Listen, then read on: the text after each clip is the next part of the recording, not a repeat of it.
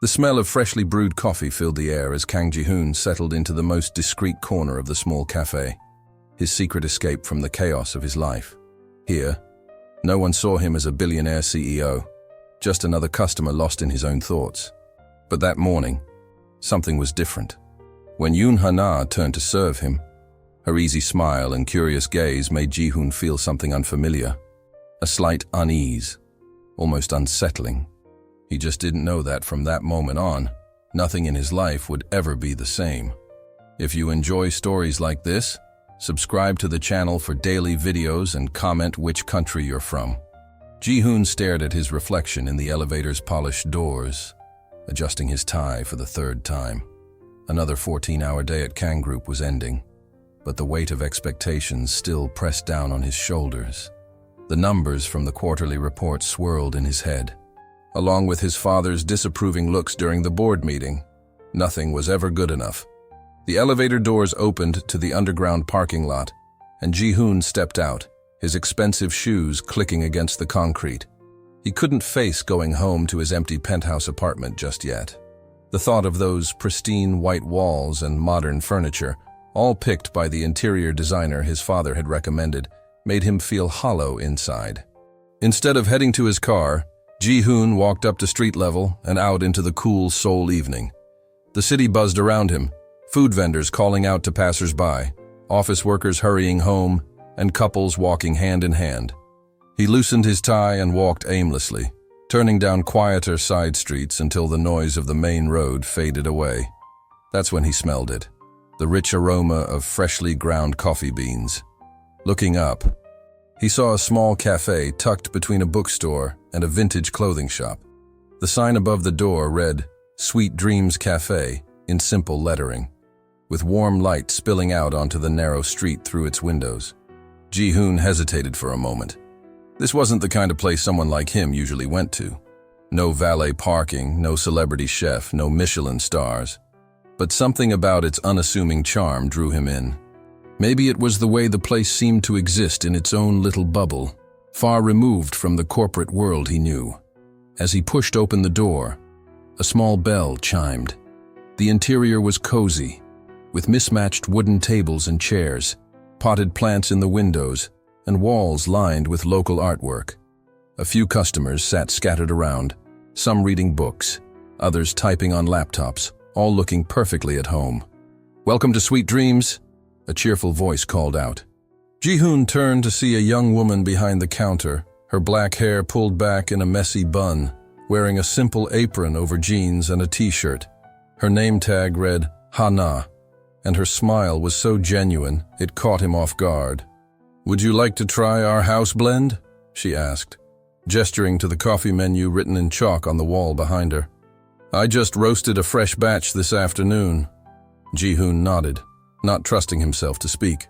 He couldn't remember the last time someone had talked to him, so normally, no hidden agenda, no careful politeness masking ulterior motives, just a simple offer of coffee.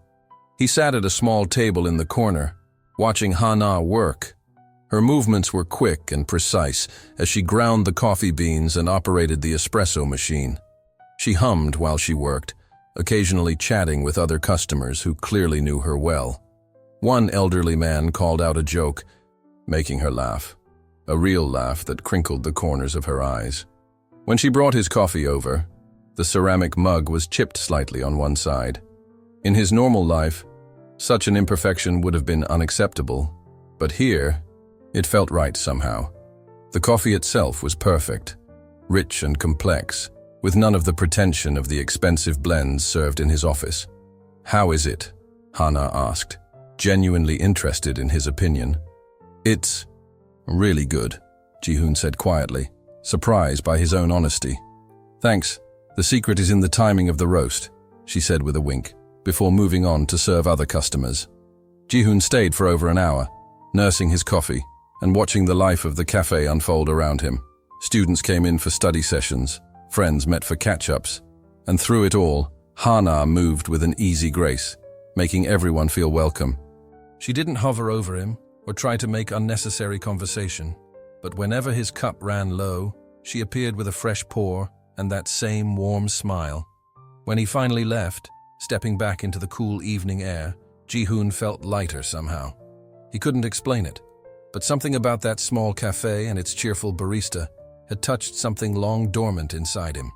As he walked back to his car, he knew he would return, though he tried not to examine too closely why that thought made him smile. Over the next few weeks, Ji-hoon found himself drawn back to Sweet Dreams Cafe almost every evening. He'd slip away from his office, loosening his tie as he walked the now familiar streets, feeling the tension drain from his shoulders as he approached the small storefront. Hana started recognizing him, having his usual coffee ready before he even reached the counter. She noticed things about him, how he always sat in the same corner, how he kept his phone face down on the table, how his shoulders would relax a little more with each visit. Sometimes, when the cafe was quiet, she'd stop by his table with a new blend for him to try, or a fresh pastry she'd just pulled from the oven. "You know," she said one evening, setting down a slice of apple cake, "for someone who comes here so often, you're still quite mysterious."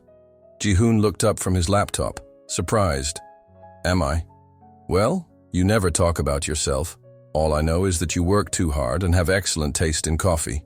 She smiled, tucking a loose strand of hair behind her ear. "Not that there's anything wrong with being mysterious. It adds to the atmosphere."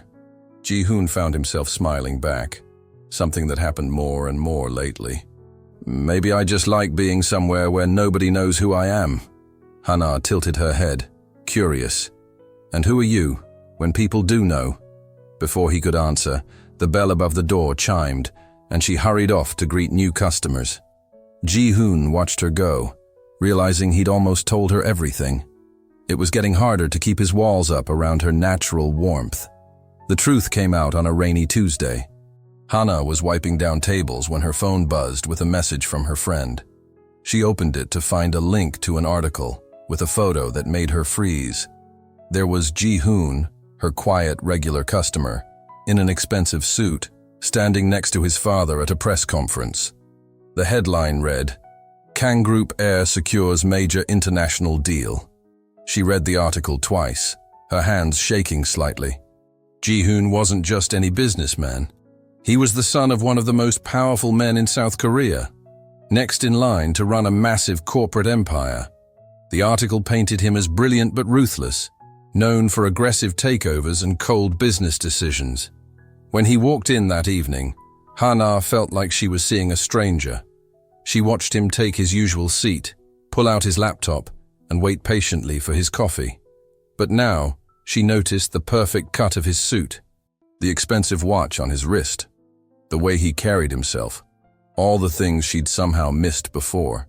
She made his coffee mechanically, her mind racing. As she approached his table, she saw his usual small smile start to form, then fade as he caught her expression.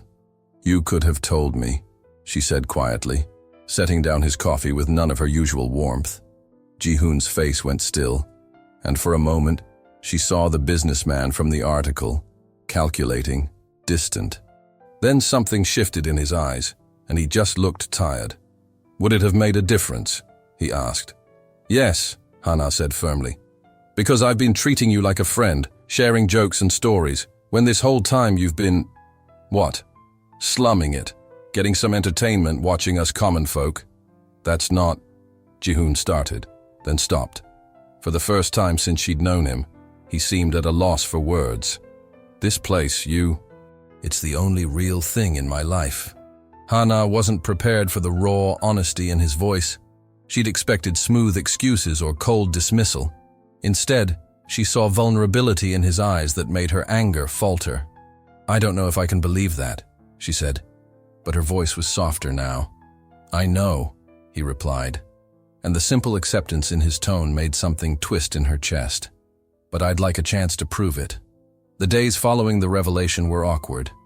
Ji-hoon still came to the cafe, but the easy rhythm they'd developed was gone. Hana was polite but distant, and he no longer lingered over his coffee, usually leaving as soon as his cup was empty. Other customers noticed the change, the absence of their usual friendly banter making the cafe feel somehow colder. But Ji-hoon kept coming back, no matter how busy his day was, no matter how many meetings ran late. He'd appear in the doorway just before closing time, looking more tired than ever. Hana found herself watching him when he wasn't looking, noticing how his shoulders slumped when he thought no one was watching, how he'd stare into his coffee as if trying to find answers in its depths. One particularly busy evening, she was rushing between tables when she overheard two businessmen discussing the latest news about Kang Group. They mentioned Ji-hoon's name, talking about how he'd turned down a marriage arrangement with a prominent family's daughter. The older man laughed, calling him arrogant and ungrateful. Hana glanced at Ji-hoon's corner. He was typing on his laptop, his face a careful mask, but his jaw was tense. She knew he could hear every word. Without thinking, she walked over to the businessmen's table. "I'm sorry, gentlemen, but we're about to close early today. Building maintenance," she lied smoothly, ignoring their protests as she handed them their bill. After they left, she caught Ji-hoon looking at her with surprise. She busied herself with cleaning nearby tables, pretending not to notice. But when she passed by his table, she set down a fresh cup of coffee, a special blend she'd been saving. That night, as Hana was closing up, the sky opened up with a sudden downpour. Ji-hoon, the last customer as usual, stood up to leave but stopped at the door, watching the rain come down in sheets. "Forgot your umbrella?" Hana asked, counting the day's receipts. "My driver's on his way," he replied, then winced slightly, probably remembering how that would sound to her. But Hana just nodded, continuing her closing routine. The silence between them stretched out, broken only by the sound of rain and distant thunder. Finally, Ji-hoon turned from the door. "I never wanted any of it," he said quietly. "The arranged marriages, the corporate politics, the endless expectations. I was supposed to study art in college. Did you know that? I used to paint." Hana looked up, surprised by this sudden confession. "What happened?" "My father said I needed to grow up. Take responsibility, be a man." He laughed, but there was no humor in it. "So I did what was expected, got my MBA, learned to be ruthless in business, became exactly what everyone wanted me to be." "And what do you want to be?" Hana asked, setting aside her work and really looking at him. Ji-hoon met her eyes, and for a moment she saw past all his careful defenses. "I don't know anymore, but when I'm here, I feel like I might remember." Hana felt something shift in her chest, a softening she couldn't fight. She walked to the kitchen and came back with 2 mugs of tea and some leftover cookies. "Well, we're stuck here until the rain stops. You could tell me about your art." They sat at her favorite table by the window, watching the rain while Ji-hoon talked about the paintings he used to make, the colors he loved, the dreams he'd had. Hana found herself sharing too, about her parents, hopes that she'd become a teacher, about choosing to buy this cafe instead, about learning to stand on her own. Hours passed, and neither noticed the rain had stopped until Ji-hoon's phone buzzed with a message from his worried driver. As he stood to leave, Hana realized something had changed between them.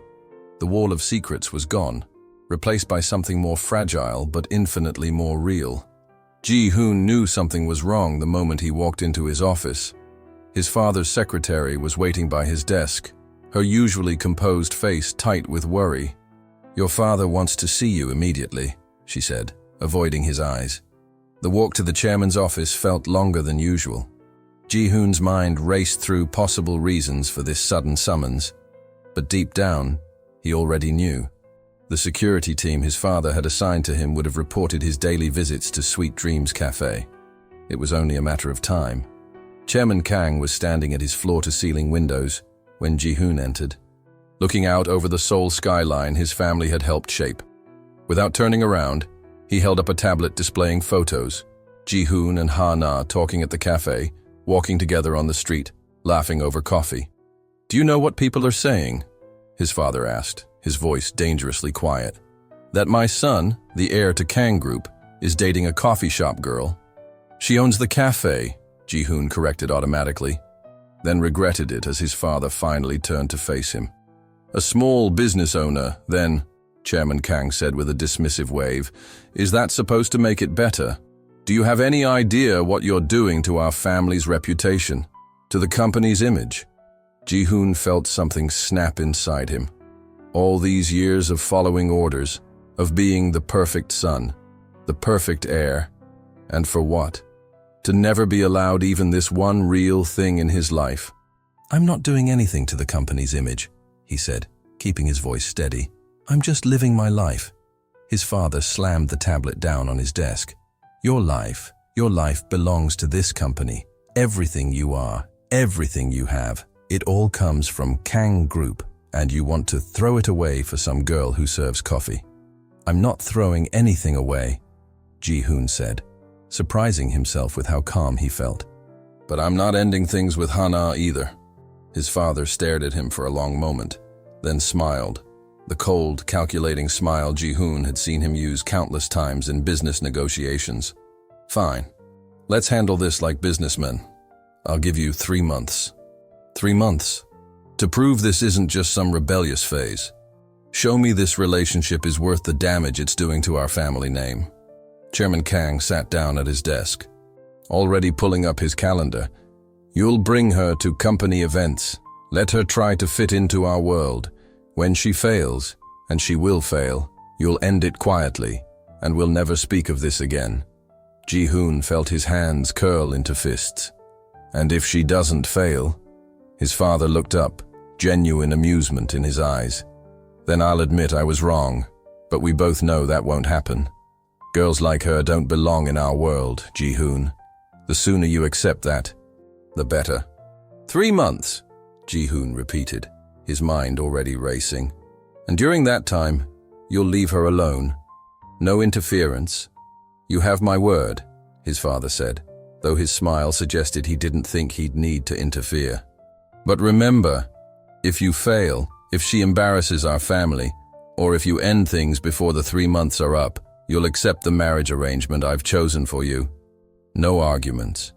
Ji-hoon nodded stiffly and turned to leave. At the door, his father called out, "Oh, and son, that little cafe of hers. It would be a shame if the building's owner suddenly decided to triple the rent. Real estate in Seoul can be so unpredictable." The threat was clear. Ji-hoon walked out without responding, his mind fixed on one thought. He had to talk to Hana. He had to make her understand that what they had was worth fighting for, even if it meant going up against one of the most powerful men in Korea. Hana was closing up the cafe when Ji-hoon arrived, his tie loose and hair slightly messy, like he'd been running his hands through it all day. One look at his face told her something was wrong. "Can we talk?" he asked, and the uncertainty in his voice made her stomach tighten. She nodded, flipping the sign to closed and leading him to their usual table. The evening light filtered through the windows, casting long shadows across the empty cafe. Ji-hoon sat down but couldn't seem to stay still, his fingers tapping against the table's worn surface. "My father knows about us," he finally said. Hana felt her heart sink. She'd known this was coming, had been preparing herself for it, but the reality still hit hard. "And he wants you to end it." "Yes. No. It's complicated." Ji-hoon rubbed his face. "He's given me an ultimatum. 3 months to prove that we are real." "Prove it how?" Hana asked, though she had a feeling she wouldn't like the answer. Ji-hoon explained the agreement, the social events, the public appearances, the scrutiny they'd face. With each word, Hana felt her world tilting sideways. This wasn't what she wanted. She'd fallen for the quiet man who sat in her cafe corner, not this world of corporate politics and power plays. So I'd be what? Some kind of experiment?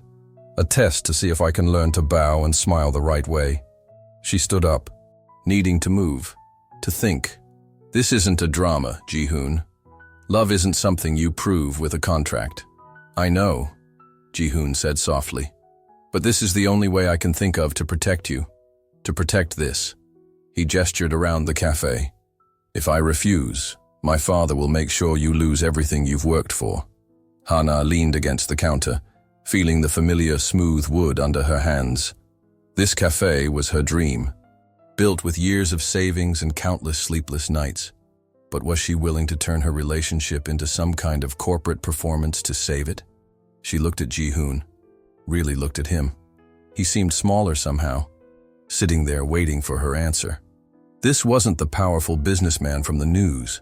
This was just a man trying to hold on to something real in a world built on appearances. "Tell me honestly," she said. "Is this what you want? To parade me around at fancy parties and business dinners? What I want," Ji-hoon stood up and walked over to her, "is to be with you without hiding. The parties, the events, they're just games. But you and me, that's real. At least, it is for me." The sincerity in his voice made her breath catch. She thought about all the quiet moments they'd shared, the late-night conversations, the way he looked at her when he thought she wouldn't notice. Was she really willing to give that up because his father wanted to make things difficult? "Fine," she said finally. "But I have conditions. I won't change who I am. I won't pretend to be someone I'm not just to impress your father's friends. And the cafe stays exactly as it is. No fancy renovations or corporate makeovers." Ji-hoon's face broke into a real smile, the kind she rarely saw. "I wouldn't want you any other way." That weekend, they had their first official appearance together at a charity gala. Hana wore a simple black dress that made her feel almost like herself, and Ji-hoon kept his hand on the small of her back, a quiet reminder that she wasn't facing this alone. As they walked into the ballroom full of Korea's elite, Hana lifted her chin. She might not belong in this world, but she wasn't going to let that stop her from fighting for what she wanted. The whispers started small but grew louder with each passing week. Hana could feel them following her through every social event, the sideways glances, the barely hidden smirks, the way conversations would stop when she approached. She tried to brush it off, to focus on the way Ji-hoon's eyes would find hers across crowded rooms, offering silent support, but it was getting harder to ignore. At a business dinner, she overheard two women in the bathroom discussing her cheap clothing and wondering if she was after Ji-hoon's money. At a gallery opening, a board member's wife loudly asked if Hana could recommend a good cleaning service, since she must know all about that kind of work. Ji-hoon noticed everything. He'd appear at her side during particularly awkward moments, smoothly steering conversations away from dangerous territory. He started declining invitations to events where he knew certain people would be present.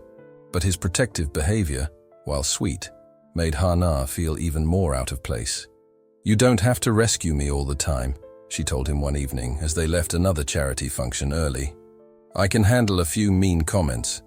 "You shouldn't have to handle them at all," Ji-hoon said, his jaw tight with anger.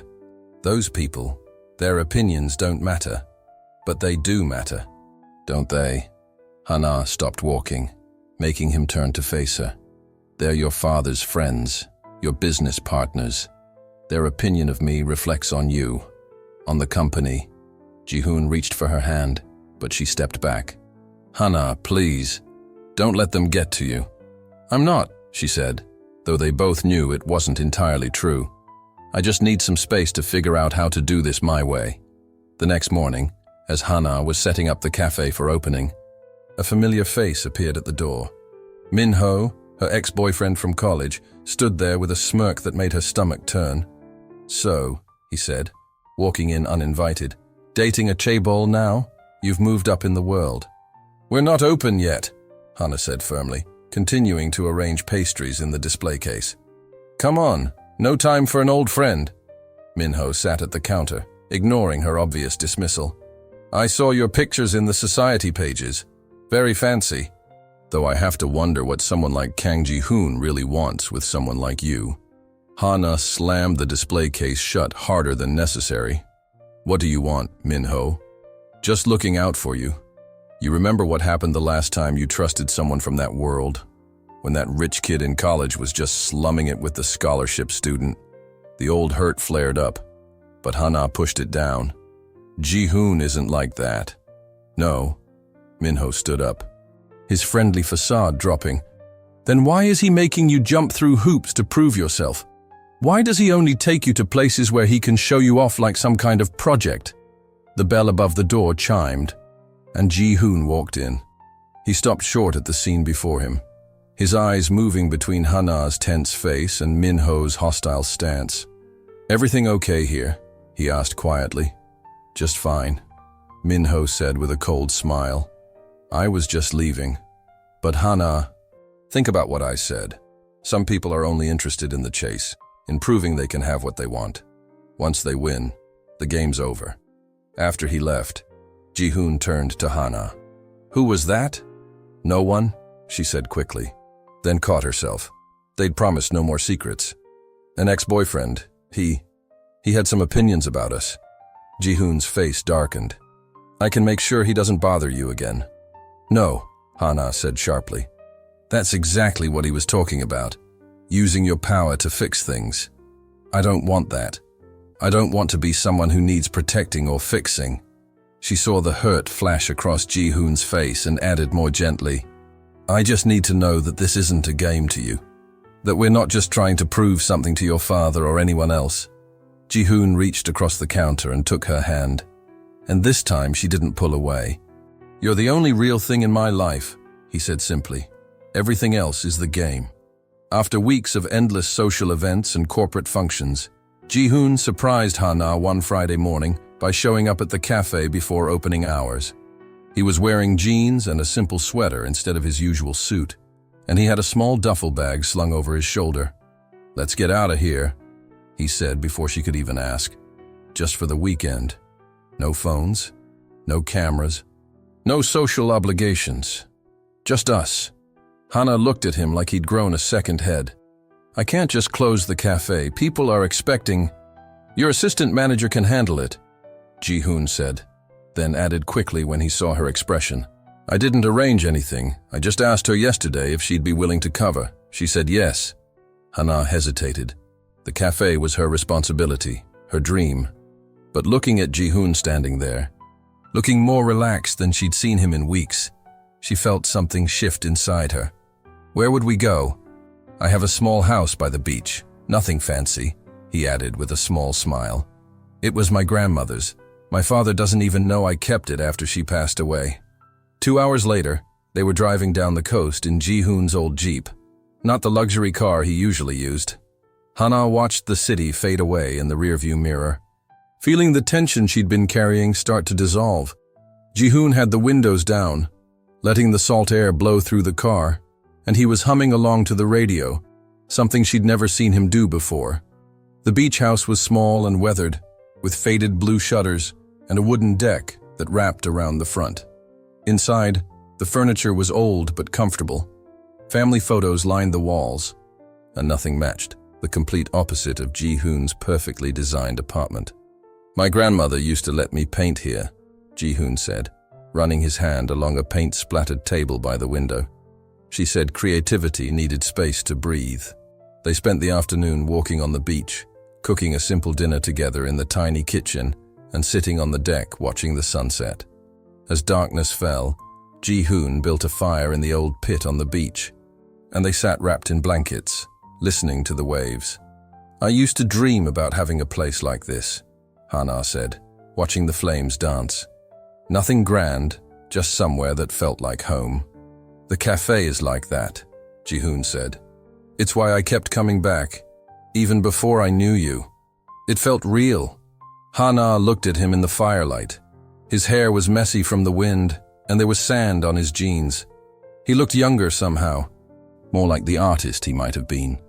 Tell me about the painting you used to make, she said. Ji-hoon was quiet for a moment, then started laughing, a real, genuine laugh that she'd never heard before. They were terrible, all shapes and weird colors. My grandmother was the only one who pretended to understand them. His laughter was infectious, and soon Hana was giggling too. Show me, she demanded. Surprise. He stood up and started drawing in the sand with a stick, making exaggerated sweeping gestures and providing dramatic commentary about his artistic vision. Hana couldn't stop laughing, and Ji-hoon kept going, his own laughter mixing with the sound of the waves. In that moment, watching him act silly and free for the first time, Hana realized something. The contract, the 3-month trial, her fears about fitting into his world, none of it mattered. She was in love with him. Not the corporate heir or the powerful businessman, but this man who drew bad art in the sand and kept his grandmother's house exactly as she'd left it. Ji-hoon must have sensed something in her silence because he stopped his performance and looked at her. The laughter faded from his face, replaced by something softer, more vulnerable. "What?" he asked. "Nothing," Hana said, smiling. "I just think I finally understand what's real." The peaceful weekend at the beach felt like a distant dream when Ji-hoon walked into his office Monday morning. His father's secretary was waiting again, but this time she looked almost scared. "Sir, you need to see this," she said, handing him a tablet. On the screen was a news article with Hana's picture plastered across it. The headline made his blood run cold. "Gold digger behind Kang Hae's rebellion." The article was a masterpiece of careful manipulation. It mentioned Hana's previous boyfriend, a wealthy college student who'd allegedly broken things off when she became too demanding. It listed expensive gifts she'd supposedly asked Ji-hoon for, complete with fake receipts. There were even quotes from anonymous sources claiming she'd been planning this for months, deliberately positioning her cafe where corporate executives would notice her. Ji-hoon's hands shook as he scrolled through the comments. People were vicious, calling Hana every horrible name imaginable. Some were even posting her cafe's address, encouraging others to boycott it. He grabbed his phone to call her, but it went straight to voicemail. With growing dread, he opened his social media feeds. The story was everywhere, spreading like wildfire. Each site had slightly different details, but they all painted the same picture. Hana was a calculating gold digger who'd trapped the naive heir of Kang Group. "Your father wants to see you," his secretary said quietly. Ji-hoon found his father in the chairman's office, looking out the window just like last time. But now there was a satisfied smile on his face. "Unfortunate business," Chairman Kang said, not bothering to turn around. "But perhaps it's for the best. Now you can end things quietly. Save face." "You did this," Ji-hoon said, his voice deadly quiet. "You arranged all of it." "I did what was necessary," his father replied, finally turning to face him. "That girl was making you weak. The board was starting to question your judgment. Did you think I would just stand by and watch you throw everything away? Those receipts, the quotes, they're all lies. Of course they are, but they're convincing lies, backed up by enough circumstantial evidence to make people believe them." Chairman Kang sat down at his desk, already dismissing the conversation. "The damage is done. Even if you deny it, people will always wonder. That's how these things work." Ji-hoon stood there, feeling the weight of his father's expectations pressing down on him. The smart move would be to distance himself from the scandal. Let Hana take the fall. It's what a true Kang heir would do. His phone buzzed, a message from Hana's assistant manager. The cafe was surrounded by reporters. Hana had locked herself in the office, refusing to come out. "I'll send the PR team to handle the press," his father said, reading something on his computer. "They'll release a statement saying you're disappointed by recent revelations but wish Miss Hana well." "No!" Ji-hoon's voice cut through the office like a blade. "Excuse me?" "I said no. I won't let you destroy her like this." His father looked up, genuine surprise on his face. "You can't possibly still want to be with her after this. Think about your position, your future." "My position?" Ji-hoon laughed, a harsh sound. "You mean my prison? This perfect life you've planned out, where I don't get to make a single real choice. Everything I've done has been for you, for this family." "No," Ji-hoon cut him off again. "Everything you've done has been for yourself, for your legacy. But I'm done. I'm done playing your games, done letting you control my life." He turned to leave, but his father's voice stopped him. "If you walk out that door, if you choose her over this company, you'll lose everything. Your inheritance, your position, everything you've worked for." Ji-hoon paused at the door. "No, father. If I don't walk out this door, I'll lose the only thing that matters."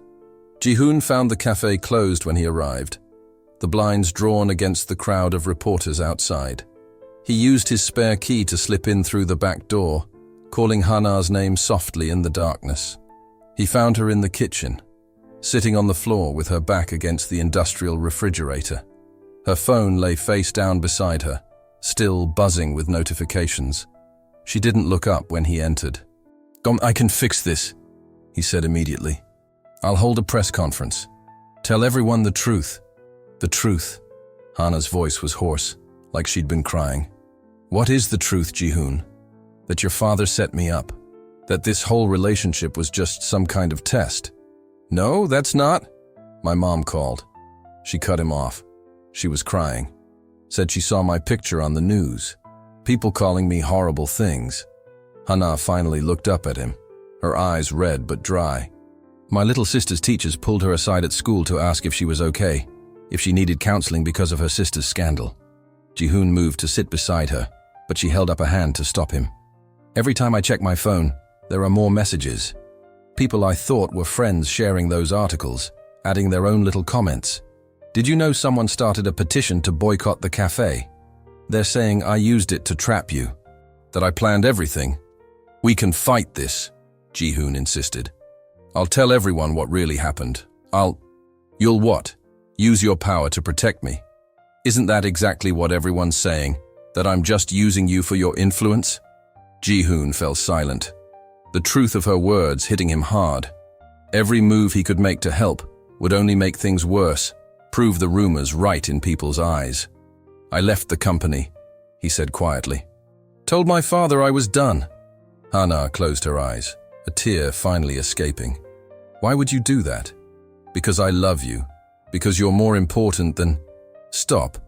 Hana stood up suddenly, wrapping her arms around herself. Just stop. Don't you see? This is exactly what I was afraid of. Your whole world, your life's work, you're willing to throw it all away. And for what? Some fantasy of a simple life with the coffee shop girl. It's not a fantasy. Ji-hoon stood too, reaching for her. What we have is real. You said so yourself at the beach. The beach was the fantasy.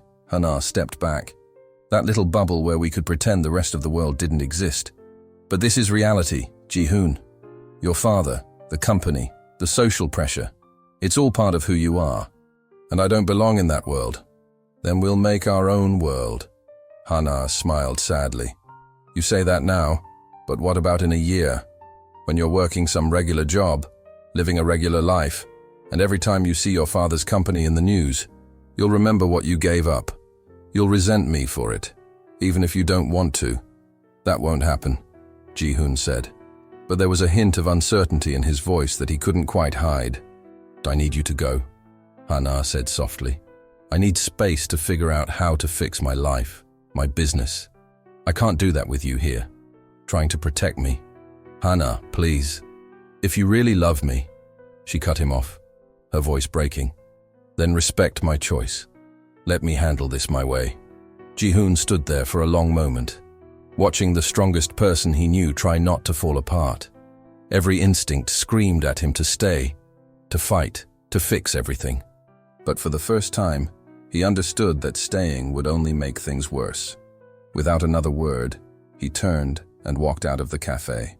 The reporters surged forward when they saw him, shouting questions, cameras flashing. But Ji-hoon didn't stop.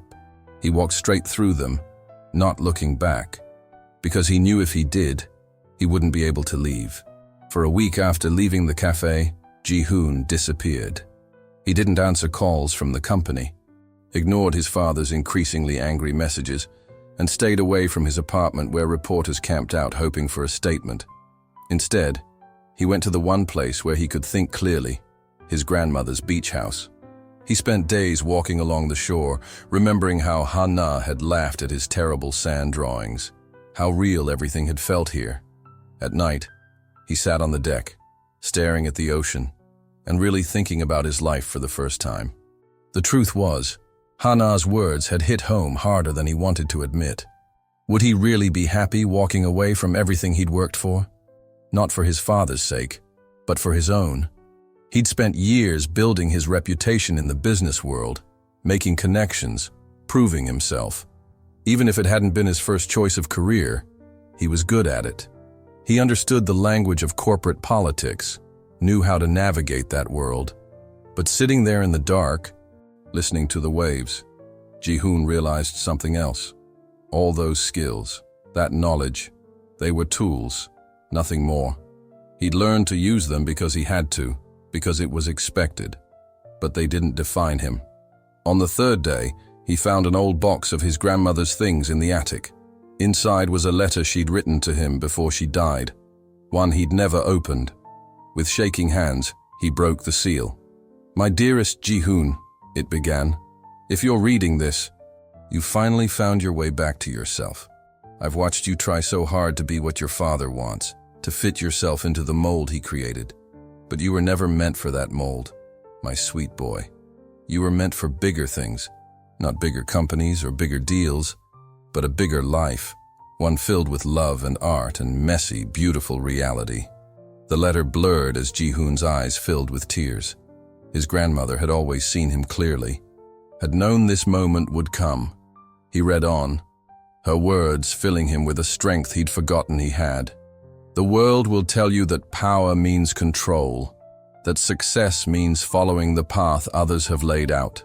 But true power comes from being brave enough to choose your own path. True success is finding the courage to be who you really are." Ji-hoon stood up, letter still in hand, and walked to the old paint-splattered table by the window. In the moonlight, he could see traces of his younger self, the boy who dreamed in colors, who saw possibilities instead of profit margins. He pulled out his phone and made 3 calls. The first was to his father's secretary, asking her to schedule an emergency board meeting for the next morning. Not a request, a demand. The second was to an old friend from business school who'd left the corporate world to start his own small consulting firm. They talked for hours, making plans, running numbers. The third call went to voicemail. "Hana," he said softly. "I know you asked for space, and I'll respect that. But I need you to know something. You were right. I can't just walk away from who I am. But who I am isn't what my father made me. It's not what anyone made me. For the first time in my life, I'm choosing who I want to be. And if you'll let me, I'd like to show you who that is." The next morning, Ji-hoon walked into Kang Group headquarters, wearing jeans and his grandmother's old paint-stained sweater. The board members stared. His father's face turned purple with rage. But Ji-hoon had never felt more certain of anything in his life. "I'm not here to quit," he announced to the stunned room. "I'm here to tell you how things are going to be from now on."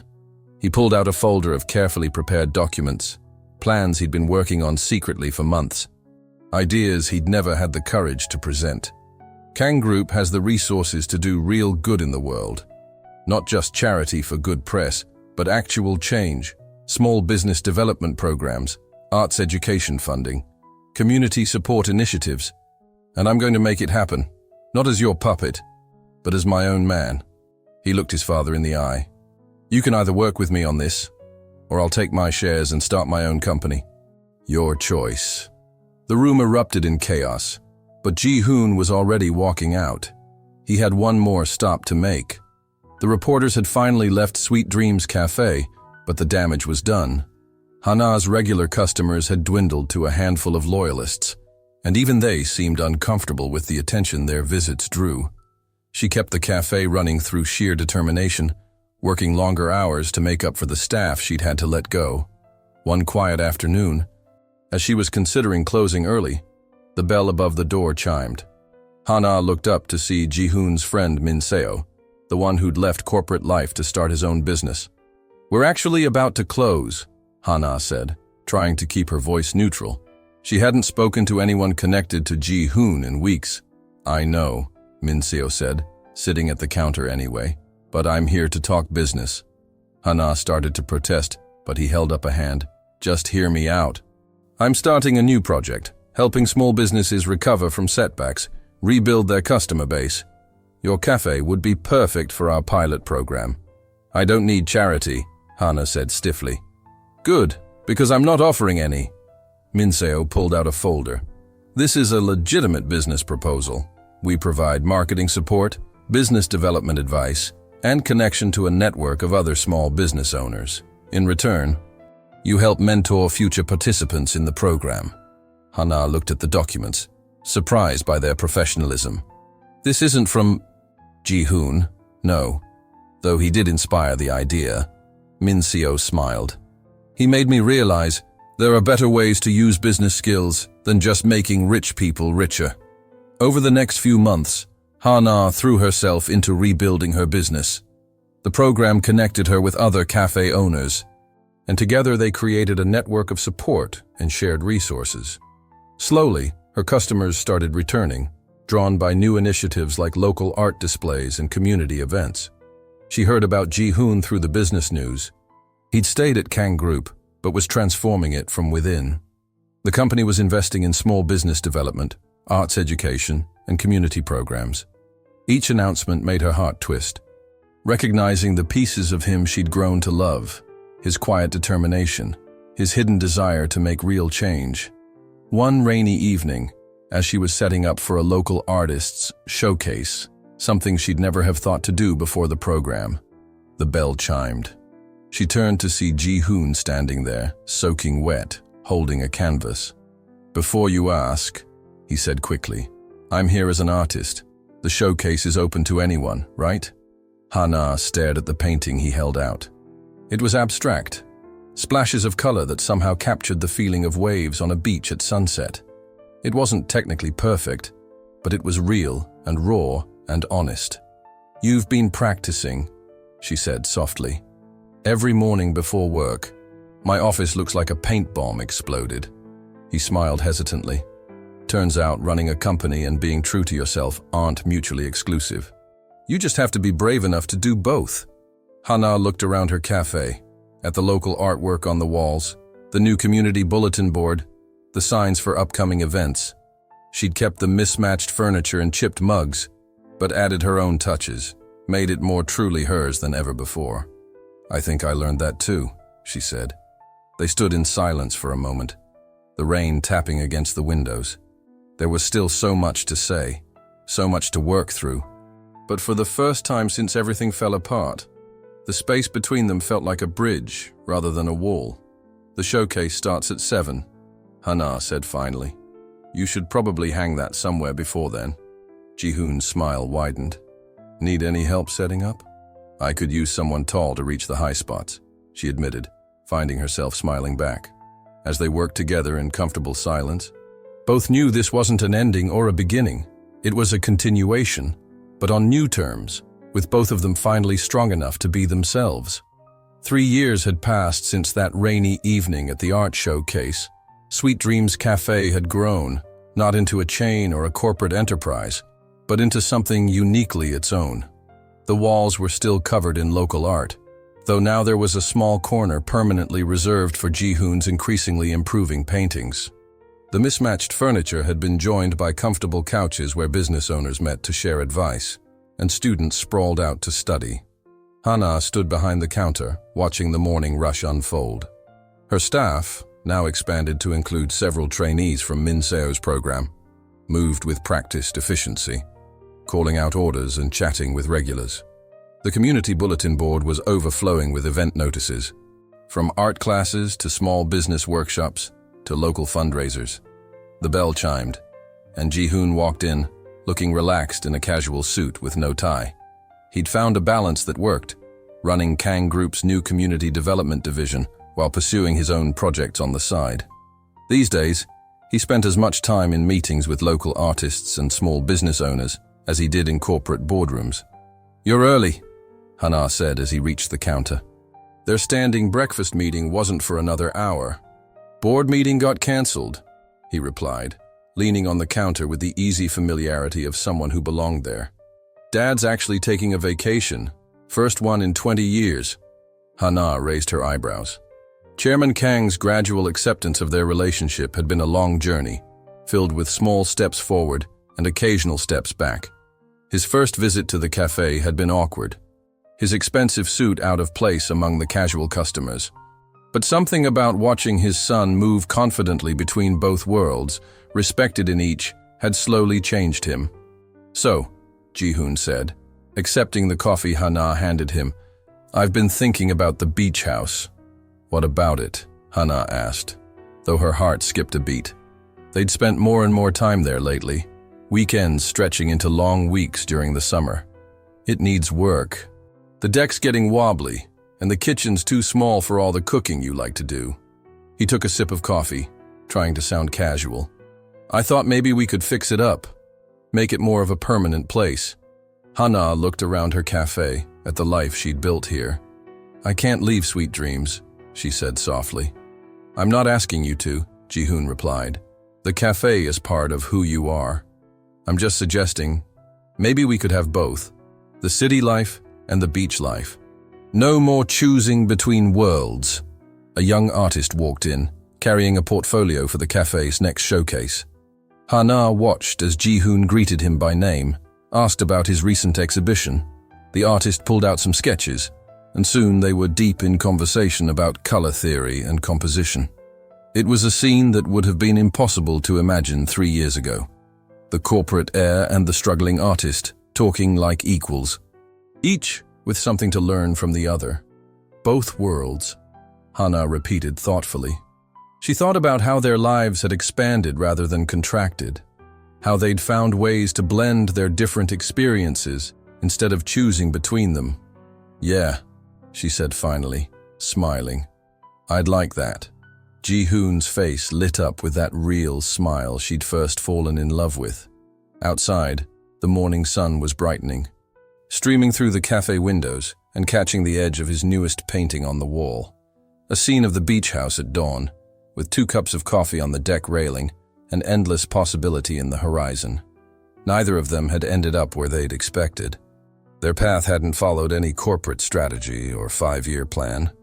But standing there in the warm morning light, surrounded by the community they'd helped build, they knew they'd found something better than any planned future could have offered.